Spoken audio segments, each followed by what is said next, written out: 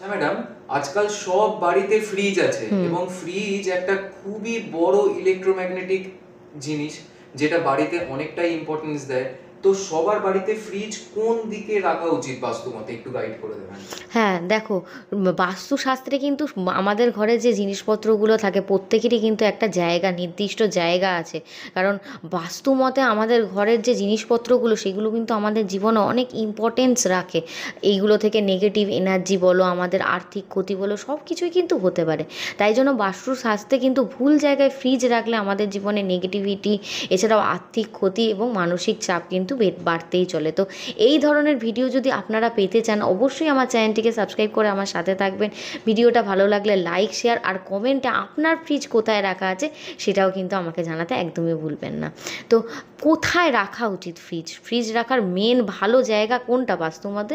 সেটা হচ্ছে দক্ষিণ পূর্ব দিক বা দক্ষিণ দিক।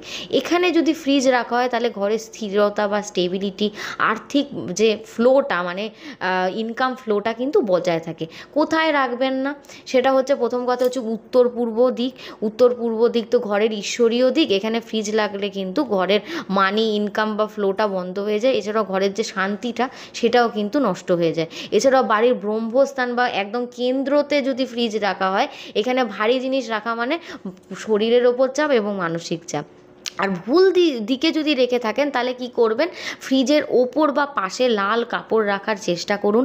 ফ্রিজ সবসময় অবশ্যই পরিষ্কার রাখতে হবে, নাহলে কিন্তু এখানে নেগেটিভ শক্তি জমা হয়ে যাবে। আর তাছাড়াও প্রতি শুক্রবার অবশ্যই ফ্রিজ পরিষ্কারের সময় একটুখানি গঙ্গা জল বা গোলাপ জল যদি হয় সেটা একটু ছিটিয়ে দেওয়ার চেষ্টা করুন। তো এই নিয়মগুলো পালন করুন, ছোট ছোট নিয়ম আছে, অবশ্যই আপনাদের জীবনে কিন্তু বাস্তু